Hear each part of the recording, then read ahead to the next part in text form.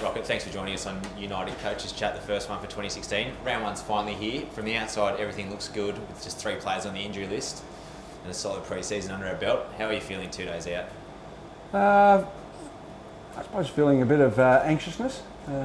Obviously, it's first game. I think every team will be like that. It's I know it's the same 4 points you get at round 16 or round 1, but certainly like to get off to a good start. We've been reasonably pleased with our pre-season, the way the players have trained, our NAB Cup form and what we've got out of that. Got 40 odd players available, which is great. Last year we probably had about 28 at this stage, so I think we're ahead of the curve now compared to previous years. But the proof's in the pudding, and hopefully we can play well. Essendon, they're a big unknown this year, obviously missing a lot of their top calibre players. But they still have some quality on their list. It's an opposition we need to respect. Oh, no doubt about that. They've got a lot of pride as a football club.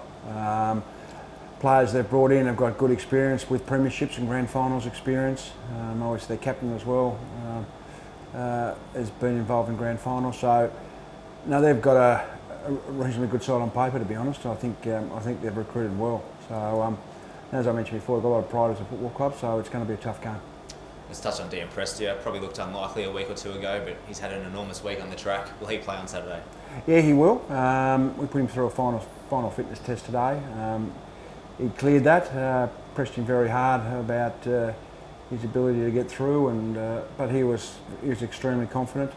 He's had a big couple of weeks now on the track, and we'll monitor his game time through the game, but he'll certainly give our midfield a great injection. Then obviously there's Gary. What can we expect to see out of the skipper against Essendon? I think you'll see the Gary of old.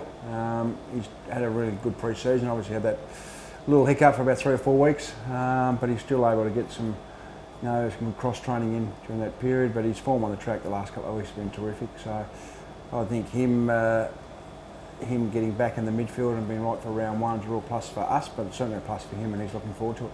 Sam Day, Peter Wright look neck and neck there for most of the pre-season, but you've gone with Sammy Day for round 1. Yeah, it was a really close call. All their stats, everything indicators we've had is about equal. Game time, GPS figures, marks, number of times get the ball. So it's probably a 51-49 call. Probably Sam's experience probably won the nod, and the fact that probably his speed to help defensively probably has given him the nod. But having said that, Pete's not far away. His pre-season's been really pleasing. He's ahead of where we thought he'd be, and hopefully he'll get in soon. Obviously we've seen a lot of change over the last 12 months. Probably one of the biggest ones is the 40 players that are on the track at the moment. But what other differences would you see between now and this time last year? A lot of things the public aren't going to see, but internally you'll see their attitudes towards training, their professionalism required, even their mindset to be able to think of going in each training session, what they can get out of it to improve, rather than just turning up as part of their brief to, we'll have to turn up for training, and that's on the schedule. So their willingness to, as I said, take information in and learn and have an input themselves. So obviously we're giving them some leadership training and their ability to actually challenge each other. So there's a lot of areas that have really improved. We've still got a bit to go, but we are, I suppose, accelerating very quickly. Let's touch on the game plan briefly. Obviously not expecting for you to give it all away, but have there been big changes over the off-season, or is it just a natural evolution of what we saw in the latter stages of 2015?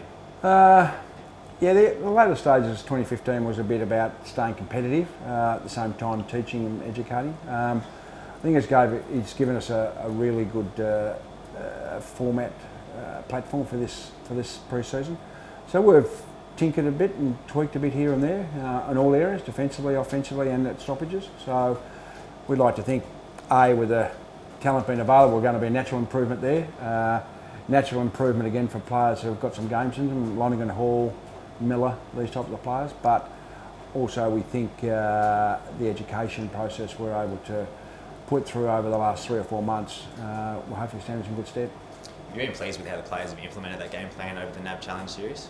Yeah, there's still some areas of not concerned. Some areas that we you know have given us food for thought and we need to work on. But I think generally what we've tried to implement, the guys have worked hard to put that on the paddock. And now we've made some mistakes, even against Adelaide, where Adelaide were a good side, but having 62 or 3 inside 50s, he kicked inaccurately. It's still we've got to work on, but I thought our ball movement time was quite pleasing.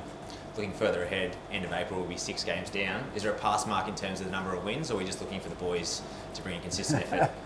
It's an interesting one. The trouble is if you give a mark, then people hold you to it. But I think at any particular time during the year, you'd just like to be ahead of the ledger. So at 7, you'd like to be minimum 4 and 3. Around 15, you'd like to be minimum 8 and 7. So you can stay ahead of the curve. Gives you a good chance of playing finals footy. Just finally, 6 p.m. on Saturday. What would success look like? Success will look like, number one, we'll be ahead on the scoreboard. So it's a win-loss industry.